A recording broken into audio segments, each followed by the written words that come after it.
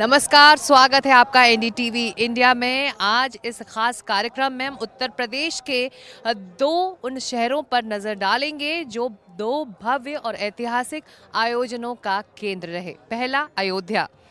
आज ही के दिन साल भर पहले राम मंदिर में प्राण प्रतिष्ठा की गई थी और आज उस प्राण प्रतिष्ठा के 1 साल पूरे हो गए। राम मंदिर जो आस्था और भक्ति का प्रतीक है। वहीं दूसरी तरफ प्रयागराज, जहां हम इस वक्त मौजूद हैं, यहाँ पर आस्था, आध्यात्म और संस्कृति का संगम हो रहा है और धीरे धीरे यहाँ पर श्रद्धालु साधु संतों की संख्या भी बढ़ रही है। हम इस वक्त जूना अखाड़े में मौजूद हैं, जहाँ पर साधु संतों का डेरा यहाँ जमा हुआ है। आप देख सकते हैं भीड़ है साधु संतों के साथ साथ यहाँ आम जनता और भक्तों की, जो उनसे मिलने के लिए यहाँ पहुँच रहे हैं। तो इन दो भव्य आयोजनों ने ना सिर्फ नई ऊंचाइयां दी हैं भारतीय संस्कृति और भारतीय आध्यात्म को, बल्कि विश्व के स्तर पर भी एक नया आयाम दिया है। तो इन दोनों ही बड़े आयोजनों, इन दोनों ही बड़े उत्सवों पर हम नज़र डालेंगे बारीकी से और सुनेंगे उनकी गूंज। लेकिन पहले नज़र डाल लेते हैं अयोध्या की आज की रिपोर्ट पर।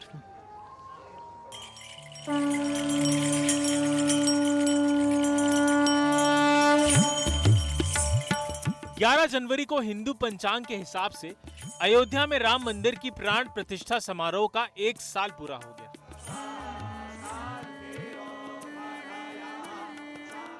इस अवसर पर उत्तर प्रदेश के मुख्यमंत्री योगी आदित्यनाथ ने पहुंचकर रामलला का पूजन और अभिषेक किया।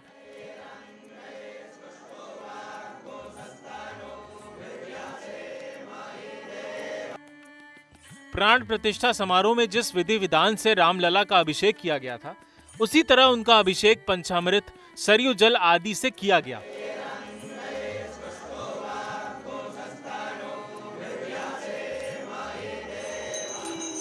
महाआरती भी हुई।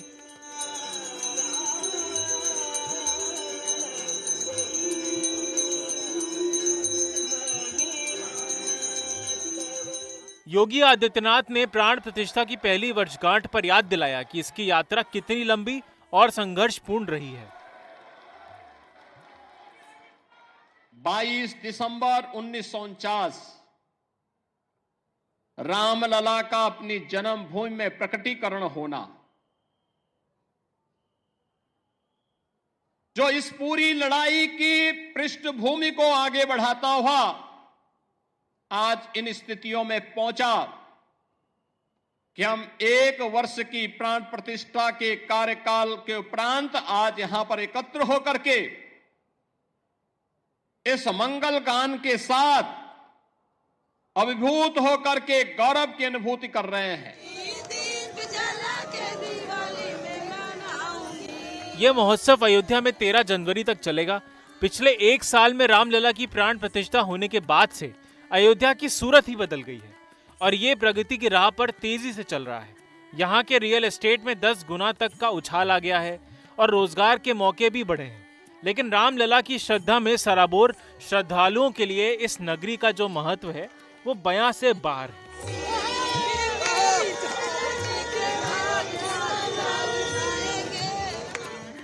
Bureau report, NDTV India.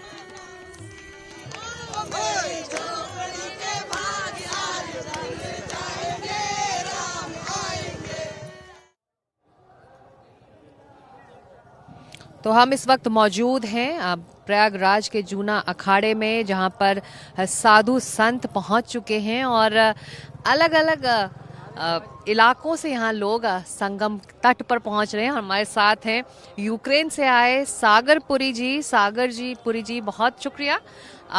You understand Hindi और English? Sorry, I understand only English. I try to study Hindi, but I not long time living during the week. अच्छा, तो आपको हिंदी समझ में नहीं आती है, लेकिन आप कुंभ में आए हैं। आपके लिए what does Kumbh mean to you? Kumbh means for me so much. Even in this place, in this time, 6 years ago, I become sannyasi and received sannyas diksha, samskars from my Guruji, from Junakhar. Kumbh, it is so big opportunity to meet holy people, to meet dharma in your heart. Really, so great blessings to receive from sadhu, unknown sadhu. You can even Guruji so many times told me, Guruji Sidh, Mahasidh, Guruji Sri Mahant, secretary in Junakhara. He knows deeply. This is your first Kumbh?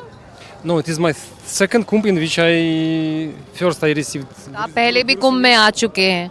How different is this कुंभ बाकी कुंभ से? जो पहला जो कुंभ आपने attend किया, how is it different from that other Kumbh? Now I not so much feel difference because everything only starting, but energy different of course. All of us changes. I feel some difference. We maybe will feel it only after first Sahishnan, second Sahishnan, the main position of planet. This really would be One last question. One last question. It is said that Kumbh, there is no barrier of language, culture, religion. You feel that it breaks all barrier. Everybody is on the same platform. Everybody is treated equally when one is here in Kumbh. Yes, of course. Vedic traditions, Sanatana Dharma, it is like a ground of all traditions. I have no see any difference. It is respect for nature, respect for five elements, respect for God without name. But then people give different names. Yes, really. And this is, I felt the most I previous time felt Kumbh, then I come from it. And I come to Delhi. Oh, it was such energy. It was such, when you hear, you just flow in this energy. You just feel something, you feel the presence of God. But you come from, oh, it was something. एक जादुई शक्ति का एहसास होता है. बहुत शुक्रिया Sagarpuri ji. Thank you so much talking to us. Thank you so much. अब हम कुछ और लोगों से बात करने की कोशिश करते हैं. यहाँ दूसरे साधु संतों के पास जाते हैं. मैं जी ये बताइए, आपके लिए कुंभ का क्या मतलब है? बाकी कुंभों से इस बार का कुंभ अलग कितना है? ठीक है, बढ़िया है. हमारे लिए तो कुंभ ही है. सब कुंभ हमारे लिए एक समान है. हाँ, आगे ठीक है. इस साल अच्छी व्यवस्थाएं हैं. श्रद्धालु ज़्यादा आएंगे, वैसी व्यवस्थाएं बना रखी है सरकार ने. बढ़िया है. ठीक. ये बताइए मन जी, आप दिन भर ऐसे खड़े रहते हैं? हम 24 घंटे ऐसे ही खड़े रहते हैं. 6 साल हो गए. ऐसे 24 घंटे 6 साल से आप ऐसे ही खड़े हैं? हाँ जी, 6 साल से खड़े हैं. ये क्या है? हठ योग है क्या? हठ योग है. जन कल्याण के लिए है. तो आप फिर रात को जब आपको सोना हो, आराम करना हो, तब भी आप ऐसे खड़े रहते हैं? हाँ, ऐसे ही आराम कर लेते हैं. ऐसे ही आराम करते हैं. झूले में आराम नहीं होता तो उसके लिए टेबल बना के रखा हुआ है. टेबल में आराम करते हैं ऐसे ही. आप 6 साल से इसी तरह खड़े हुए हैं हठ योग की वजह से? 6 साल से अभी हैं. 8 साल पहले भी रह चुके हैं. कुछ मान्यता है, कुछ मांगा है, इसीलिए आप खड़े हैं कि? जन कल्याण मांगा है, जनहित मांगा है. धर्म की जय हो, विश्व का कल्याण हो. धुएं से हमारी हालत खराब हो गई है. आंखों में दर्द हो गया है. धुआं बहुत हो गया. प्रकृति में सारे धुएं इकट्ठे चेतन हुए ना. जय बोले जी. तो हमने देखा कि अलग अलग रंगों में साधु संत रमे हुए हैं और आज निर्मोही अखाड़े की पेशवाई भी निकली. उसकी पूरी विस्तार से रिपोर्ट दे रहे हैं हमारे सहयोगी पल्लव मिश्रा. महाकुंभ की शुरुआत होने से पहले अखाड़ों का छावनी प्रवेश जारी है और इस वक्त देखिए मेरे पीछे तस्वीर जो दिख रही है वो निर्मोही अखाड़ा की छावनी प्रवेश चल रही है. और आप देखिए क्या तस्वीर है. इस छावनी प्रवेश में ऊंट से लेकर हाथी, घोड़ा, बैंड बाजा और बड़ी संख्या में श्रद्धालु जो है इसमें शामिल हैं. इस पूरे छावनी प्रवेश में आपको एक अलग अलग रंग देखने को मिल रहा होगा और किस प्रकार से यहाँ पे जो श्रद्धालु इस छावनी प्रवेश में शामिल हो रहे हैं, जय श्री राम का उद्घोष कर रहे हैं. और पूरे एक लंबा काफिला है जो चल रहा है. इसमें बड़ी संख्या में श्रद्धालु आप देखिए अलग अलग तरीके से ढोल नगाड़ा बैंड बाजा के साथ जो है ये पूरा छावनी प्रवेश निकल रहा है और ये सीधा उस मेला क्षेत्र की ओर जा रहा है, उस संगम की तरफ जा रहा है जहां पर पूरा महाकुंभ का आयोजन होगा जो है, तो उसको लेकर एक अलग तस्वीर। और आप देखिए अपने अपने हिसाब से, अपने अपने परंपरा के हिसाब से, अपने अपने नियम के हिसाब से जो इनका तरीका है, जो इनका भाव है, जिसकी ये पूजा करते हैं, अपने अपने हाथों में लेकर ये तमाम एक लाइन बनाकर तमाम साधु संत जो अलग अलग हिस्सों से आए हैं, इस अखाड़ा का हिस्सा है, वो देखिए निकल रहे हैं। और अब जय श्री राम का लगातार उद्घोष ये कर रहे हैं। और एक सुंदर तस्वीर आप देखिए, आपको देखने को मिल रही है। बड़ी संख्या में जो श्रद्धालु हैं वो इस छावनी प्रवेश में शामिल है। इसके अलावा आप सचिन अगर आप दिखा पाए तो अगल बगल की तस्वीर दिखाइए, अगल बगल तस्वीर दिखाइए कि कैसे बड़ी संख्या में जो लोग हैं वो इस छावनी को देखने के लिए खड़े हैं। सड़क के दोनों तरफ जो है और तमाम लोग जो है अब इसमें शामिल हो रहे हैं। अब तमाम अखाड़ों के लोग जो है शामिल हैं। क्या नाम है आपका? नागेंद्र सिंह। नागेंद्र जी, क्या कहेंगे? अब महाकुंभ में छावनी प्रवेश चल रहा है आप लोगों का। मेरा नजमो पिताश्री अनंत विभूषण श्री श्री कनीराम दास जी महाराज श्री वडवाड़ा मंदिर दूधरेज धाम गुजरात से आज नगर प्रवेश किए जा रहे हैं। निर्मोही अखाड़ा से होते हुए अपने काल से श्री रामनगर दूधरेज में पधारेंगे। बिल्कुल जी। क्या महाकुंभ के बारे में क्या कहेंगे? दिव्य और भव्य महाकुंभ हो रहा है। आप सब जुड़े, सब श्रद्धालु आए, स्नान करें संगम में और दिव्य शक्ति प्राप्त करें। बिल्कुल, देखिए जो साधु संत जो तमाम इस पूरे छावनी प्रवेश में शामिल हैं, किस प्रकार का उनके अंदर उत्साह है, किस प्रकार का एक उनके अंदर भाव है। महाकुंभ में सुरक्षा के भी पूरे इंतजाम किए गए हैं। मेला क्षेत्र को एक अभेद किले में तब्दील कर दिया गया है। आसमान से लेकर गहरे पानी तक निगरानी रखी जा रही है। और हमारे सहयोगी पल्लव मिश्रा ने प्रयागराज के एडीजी भानु भास्कर से इसी मुद्दे पर एक खास बातचीत की है। महाकुंभ की शुरुआत होने जा रही है और इस वक्त हमारे साथ एडीजी भानु भास्कर सर हैं। सर, अब कुछ घंटे ही बाकी हैं या 13 तारीख से महाकुंभ की शुरुआत हो जा रही है। सर, कैसी तैयारियां हैं? तैयारियों का सभी अच्छी तैयारियां हैं। सभी व्यवस्थाएं अपने में पूरी हो गई हैं। सभी सुरक्षा व्यवस्था भी पूरी हो गई है। अब हम लोग जो है मॉक ड्रिल कर रहे हैं कि किस तरह से सभी अखाड़ों को लेकर आएंगे स्नान कराने के लिए। तो उसी में सारे प्रशासन के अधिकारी और सभी लोग मिलकर जो है जिस रास्ते से सारे अखाड़े जाएंगे उसी रास्ते को चल के देखा जा रहा है ताकि हम लोग पूरी तैयारी अपनी कंप्लीट कर सकें। सर, अब आप लोग मॉक ड्रिल कर रहे हैं, 13 तारीख से शुरुआत हो जाएगी। क्राउड मैनेजमेंट को लेकर एक बड़ी चुनौती होती है, उससे निपटने को लेकर आप लोगों ने कैसी रणनीति बनाई है? सर, कैसी व्यवस्था रहेगी? महाकुंभ उत्तर प्रदेश पुलिस पिछले 100 साल से अधिक से करा रही है और अभी पिछले 6-7 साल से विशेष प्रबंधन हो रहा है। तो बहुत लगभग हम 2 साल से इसकी तैयारी कर रहे हैं।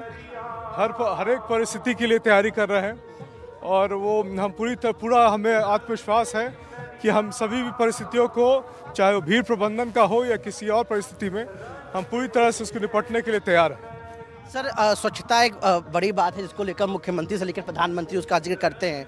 और ये जो महाकुंभ के जरिए स्वच्छता का जो संदेश जा रहा है, तमाम श्रद्धालु आएंगे देश के अलग अलग हिस्सों से, उस पर सर क्या कहना है? महाकुंभ का इस बार जो हमारा मोटो है वो है दिव्य, भव्य और डिजिटल। वो दिव्य इसलिए है कि वो सुरक्षित है, उसकी सुरक्षा के लिए व्यापक प्रबंध किए गए हैं। भव्य इसलिए है कि वो स्वच्छ है, यहाँ पे नो प्लास्टिक महाकुंभ का ऐलान किया गया है और साथ में इसमें वेस्ट डिस्पोजल पे बहुत फोकस दिया गया है। और डिजिटल इसलिए है कि सुव्यवस्थित है ताकि श्रद्धालुओं को किसी प्रकार की दिक्कतें ना आने पाए, सभी चीज़ डिजिटल मीडियम से उनको उपलब्ध हो सके, चाहे उनको भूमि आवंटन हो, चाहे वो कार पास हो या किसी भी चीज़ की आवश्यकता हो, तो वो सब डिजिटल माध्यम से उनको प्राप्त हो सके। इसी के लिए इन्हीं तीन सिद्धांत पे, दिव्य, भव्य और डिजिटल के सिद्धांत पे, सुरक्षित, स्वच्छ और सुव्यवस्थित के सिद्धांत पे हम लोग महाकुंभ को पूरा करने का प्रयास कर रहे हैं। सर, एक सवाल सर ये था आखिर कि जिस दिन सर शाही स्नान होंगे, जो मुख्य स्नान होंगे, उस दौरान लोगों को बड़ी भीड़ होती है, तो सर बड़ी आने जाने में दिक्कत होती है, तो सर श्रद्धालुओं के लिए क्या व्यवस्था की गई है जिससे वो संगम क्षेत्र तक पूरा पहुँच सके? सारी व्यवस्थाएं श्रद्धालुओं की गई है ताकि श्रद्धालुओं के लिए कहीं भी दिक्कतें ना हो सके। सारे प्रबंध जो है वो श्रद्धालु के लिए है और पूरी व्यवस्था की गई है पुराने एक्सपीरियंसेस को देखते हुए कि उन्हें कहीं दिक्कत ना आने पाए। बिल्कुल, ये थे हमारे साथ एडीजी भानु भास्कर, जिन्होंने बताया कि कुंभ की शुरुआत से पहले एक मॉक ड्रिल की जा रही है और तमाम सुरक्षा व्यवस्था को देखने के साथ ही श्रद्धालुओं को कोई दिक्कत न हो, उसको लेकर जो फाइनल टचअप है, फाइनल तैयारी है, उसको अंतिम रूप दिया जा रहा है। प्रयागराज से अपने सहयोगी संजीव गुप्ता के साथ पल्लव विषय टीवी इंडिया।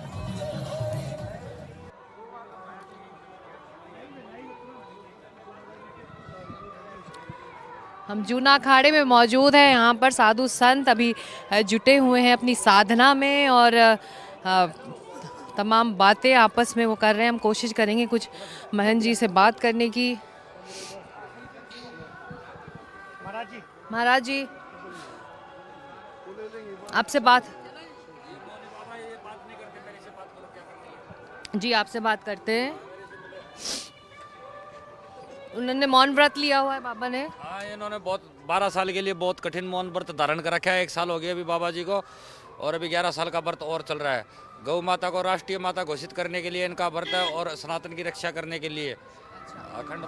तो आप लोग यहाँ 1 महीने तक अब रहेंगे, यहीं वास करेंगे? हाँ, अभी 1 महीने तक यहीं पर साधना तपस्या हमारा चलेगा। आज हमारे देवता चेतन हो गए, धुना चेतन हो गया है और 1 महीने तक यहीं पर साधना तपस्या चलेगी। आप लोगों ने बहुत सारे कुंभ देखे होंगे, इस बार का कुंभ क्या वाकई अलग लग रहा है?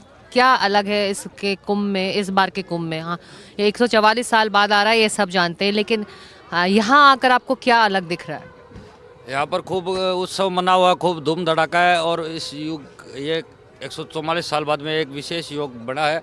और बाकी डिजिटल कुंभ है इसका, ये डिजिटल मतलब आधुनिक कुंभ है।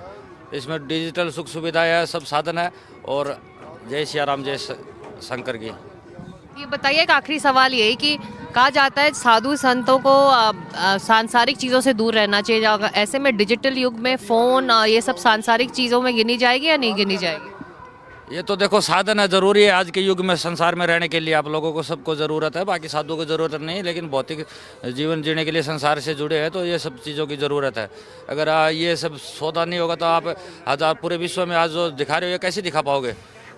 इसलिए साधन ज़रूरी है इस युग के अनुसार। कह रहे हैं कि वक्त के साथ साथ साधु संत भी बदले हैं, जो ज़रूरत है उसका इस्तेमाल आप करना चाहते हैं।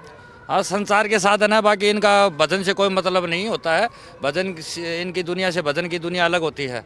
वो भजन मन का प्रभाव होता है। ये सब संसार के खेल है, संसार की सुख सुविधा भोगने के लिए ये ज़रूरी है। बात करने के लिए शुक्रिया महाराज जी। तो प्रयागराज में मेला सज चुका है। 1 महीने तक यहाँ पर स्नान के लिए श्रद्धालु, साधु संत, आम जनता, देशी विदेशी सैलानी और अनुयायी और भक्त सब जुटेंगे और लगातार एनडीटीवी पर ये कवरेज भी जारी रहेगा। आज इस खास पेशकश में इतना ही प्रयागराज से, लेकिन एनडीटीवी इंडिया पे लगातार खबरें जारी हैं। नमस्कार।